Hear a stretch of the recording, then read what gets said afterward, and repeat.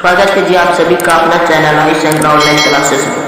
कैसे हैं आप सभी लोग? उम्मीद करते हैं अच्छे स्वस्थ पर हों। तो आज हम लोग पढ़ेंगे विद्युत धारा। क्या पढ़ने वाला है? विद्युत चैप्टर। विद्युत धारा।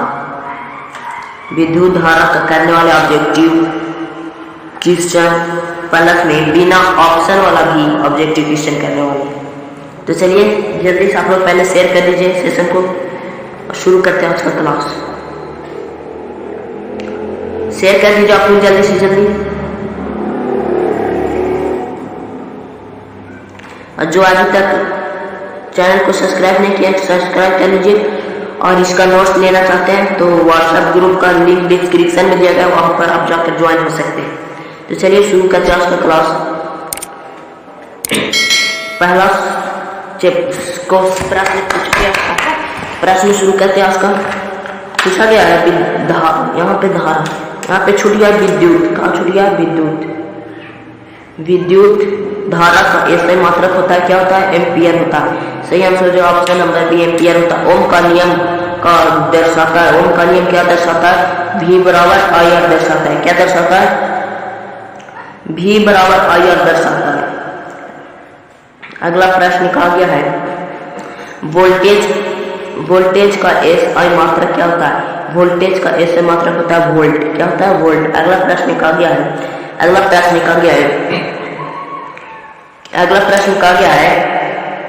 विद्युत धारा का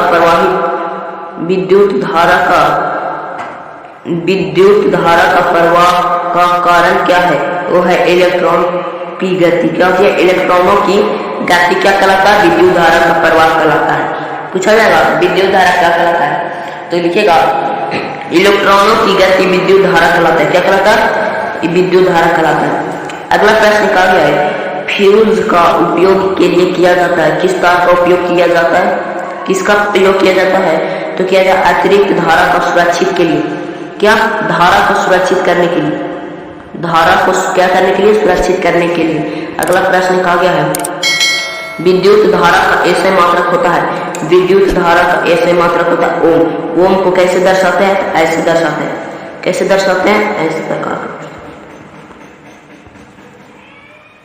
ओम इस प्रकार लिखाता है। अगला प्रश्न कहा गया है 1 किलोवाट घंटा में कितना जूल खर्च होता है यानी बराबर होता है? तो 3 गुने 10 के पावर 3.6 गुने 10 64.6 घंटा। क्या होता है? 10 के पावर 6। अगला प्रश्न कहा गया श्रृंखला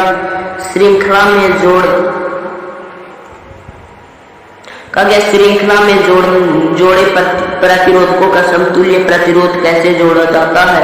श्रृंखला होता है वो कैसे जोड़ा जाता है? तो सभी प्रतिरोधियों में जोड़ा जाता है। सभी प्रतिरोध जोड़ा जाता है। या ताप क्रम में जोड़िए या श्रेणी क्रम में जोड़िए, दोनों क्रम में जोड़ा जा सकता है।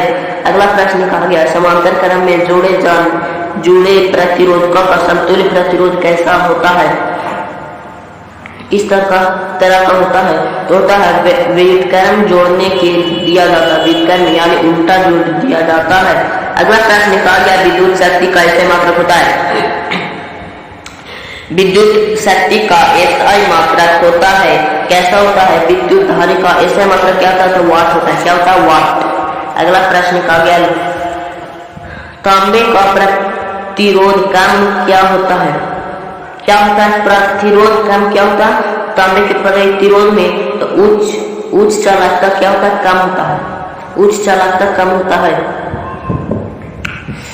अगला प्रश्न कहा गया विद्युत धारा का सूत्र क्या होता है? तो V बराबर आई आर होता है। क्या होता है? V बराबर आई आर। V बराबर आई आर। तो निकालेंगे I बराबर V बटा आर। क्या होगा? V बटा आर। आई बराबर V बटा आर। तो ये कहाँ पे सूत्र है? तो ये देखिए यहाँ पे सूत्र किया गया है। अगला प्रश्न कहा गया जल्दी से आप लोग शेयर कर दीजिए अपने दोस्तों में। और जो नए हैं इस चैनल पे तो लाइक और सब्सक्राइब दोनों कर लीजिए। अगर इसका आप नोट्स लेना चाहते हैं तो लिंक डिस्क्रिप्शन में दिएगा, आप वहाँ पर ज्वाइन हो सकते हैं।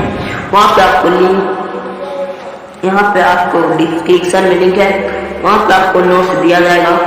तो चलिए अगला प्रश्न का क्या है, वोल्टेज और धारा के बीच संबंध कौन सा है? कैसा होता है? तो प्रत्यास्थ अनुपाती होता है। कैसा होता है? प्रत्यास्थ अनुपाती। अगला प्रश्न का क्या है, प्रतिरोध का सूत्र होता है V बराबर I R होता है। तो अब प्रतिरोध का पूछा गया, यानी R बराबर क्या होता है? R बराबर होता है V बटा I। क्या होता है? V बटा I। इसका सही आंसर है V बटा ऑप्शन नंबर ए। अगला प्रश्न कहा गया है, अगला प्रश्न कहा गया, फ्यूज किस सामग्री से बनता है? फ्यूज जो है किस सामग्री से बनता है? तो उच्च प्रतिरोध वाला सामग्री से बनता है।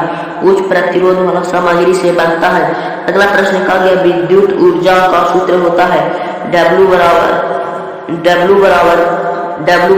V बटा T होता है। ये भी होता है एक W बराबर 2RT होता है। ये भी होता है। इसका में से सही उपयुक्त में से सभी सूत्र होता है। यहाँ पे दिया गया सभी सूत्र हो जाएगा। 1 वोल्ट कितने जूल बराबर होता है? एक जो वोल्ट होता है वह कितने जूल के बराबर होता है? 1 वोल्ट बराबर कितना जूल होता है? तो 1 जूल कूलम होता है। 1 जूल कूलम होता है। अगला प्रश्न कहा गया है, ओम का नियम किस पर लागू होता है? ओम का नियम धात्विक चालक पर नियम पर लागू होता है। अगला प्रश्न कहा गया है, यदि वोल्टेज स्थित है तो प्रतिरोध बढ़ दिया जाए तो धारा क्या प्रभाव पड़ेगा? किस पर प्रभाव पड़ेगा? तो घटेगी। क्या घटेगी? घटेगी। वह वोल्टमीटर का उपयोग किसके लिए किया जाता है? तो वोल्टेज मापने के लिए वोल्ट का उपयोग किया जाता है। हमारा समाप्त हुआ ऑप्शन का प्रश्न। अब चलिए हमारा शुरू होता है यहाँ पे बिना ऑप्शन वाला ऑब्जेक्टिव प्रश्न। तो चलिए शुरू करते हैं। विद्युत धारा का ऐसा मात्रा क्या होता है? एम्पियर। क्या होता है? एम्पियर। विद्युत धारा के एम्पियर होता है। अगला प्रश्न कहा गया है, अगला प्रश्न हमारा कहीं ओम का नियम दर्शाता है V बराबर IR। V होता है वोल्टेज होता है, धारा को I कहते हैं और R को प्रतिरोध कहते हैं। R को हम लोग क्या कहते हैं? प्रतिरोध कहते हैं। अगला प्रश्न कहा गया है, अगला प्रश्न कहा गया है, प्रतिरोध का ऐसा मात्रक क्या होता है? प्रतिरोध का ऐसा मात्रक ओम होता है। अगला प्रश्न कहा गया है, अगला प्रश्न कहा गया है, श्रेणी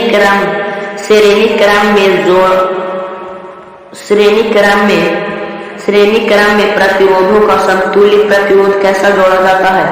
तो ये कैसा जोड़ा जाता है? तो जोड़ा जाता है श्रेणी क्रम में। किस क्रम में? श्रेणी क्रम में। श्रेणी क्रम में जोड़ा जाता है। श्रेणी क्रम का सूत्र होता है R बराबर R1 plus R2 plus R3 plus R4। इस प्रकार का सूत्र होता है, बराबर जाता है। अगला प्रश्न पूछा गया है, समांतर क्रम में यहाँ पे पूछे। अगला प्रश्न पूछा गया है, धातुओं का प्रतिरोध ताप के साथ कैसा बदलता है? ताप के साथ बढ़ने पर प्रतिरोध भी बढ़ जाता है।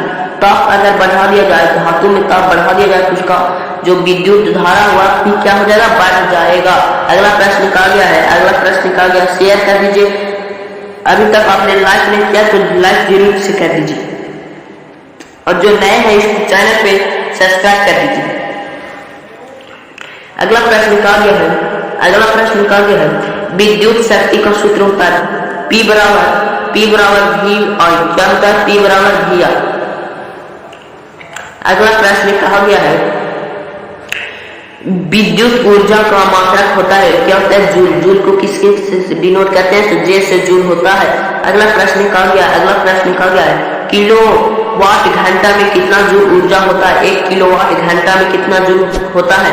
तो 3 गुने 10 के पावर 6 जूल। 3 गुने 10 के पावर 6 जूल। 3.6 गुने 10 के पावर 6 जूल ये होता है। अगला प्रश्न कहा गया है, यदि वोल्टेज 220 वाट है तो उस उपकरण का प्रतिरोध 110 ओम है तो धारा का मान होगा क्या होगा? 2 एम्पियर होगा। इसका सूत्र होता है। इसको सूत्र को जानने के लिए अगला वीडियो लेकर आएंगे, जिसमें आप लोगों को पूरा डीप में इसका न्यूमेरिकल का क्वेश्चन करवाया जाएगा। कि अगर आपको न्यूमेरिकल क्वेश्चन करना है तो इस चैनल को सब्सक्राइब कर लीजिए, वहां पे आपको वीडियो जाएगा तो आपको नोटिफिकेशन जाकर आप देख सकते हैं। चलिए अगला प्रश्न कहा गया, तांबे का तार का प्रतिरोध क्यों कम होता है? क्योंकि उसमें चालकता उच्च होता है, चालकता उच्च होती है।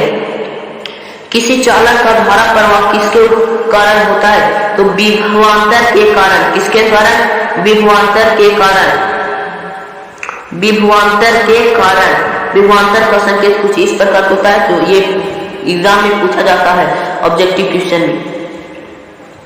अगला प्रश्न कहा गया है, अगला प्रश्न हमारा कहा गया है कि यदि प्रतिरोध 2 गुना हो जाए तो धारा का प्रभाव पड़ेगा। किस पर पड़ेगा? तो धारा आधी हो जाएगी। कैसे हो जाएगी? धारा आधी हो जाएगी। अगला प्रश्न कहा गया है, अगला प्रश्न कहा गया विद्युत धारा के SI मात्रा का नाम किस वैज्ञानिक का नाम पर है? तो अंद्रे मेरी एम्पियर के नाम पर है। एक पावर 1 वाट है तब जब, इसको अभी रहने दीजिए, इसको समझाया जाएगा बाद। अगला प्रश्न कहा गया चालक के प्रतिरोध का व्युत्क्रम मापी क्या होता है? चालक का क्षेत्र होता है। चालक का क्षेत्र होता है। श्रृंखला में जोड़े गए बल की कुल चमक कैसी होगी? कम होगी। कैसी होगी? कम होगी। अगला प्रश्न कहा गया है समांतर क्रम में बल कैसे जोड़ा जाएगा? सामान्य चालक के साथ। समान चालक के साथ। अगला प्रश्न कहा गया विद्युत फ्यूज का क्या कार्य होता है? अधिक धारा को करंट को बचाए रखना। विद्युत को। अगला क्वेश्चन प्रश्न कहा गया है, अगला प्रश्न है मेरा कि यदि वोल्टेज और धारा 2 गुना है जहां शक्ति पर प्रभाव पड़ेगा तो 4 गुना हो जाएगा। कैसा हो जाएगा? 4 गुना। हमारा प्रश्न भी समाप्त हुआ। हमारा प्रश्न समाप्त हुआ हमारा प्रश्न। सभी प्रश्न समाप्त हो गया। ऑब्जेक्टिव सब्जेक्टिव दोनों। बताइए आप लोगों की कितना आता है इसमें। आप लोग इसको अगर याद नहीं किए हैं तो इसको कॉपी में लिखकर याद भी कर सकते हैं। ये बहुत ही इंपॉर्टेंट प्रश्न है। इसी प्रकार तो वीडियो को देखने के लिए हमारे साथ जुड़े रहे आयुष ऑनलाइन क्लासेस के साथ। अगर अभी तक आपने सब्सक्राइब और लाइक नहीं किया तो लाइक और सब्सक्राइब दोनों कर लीजिए।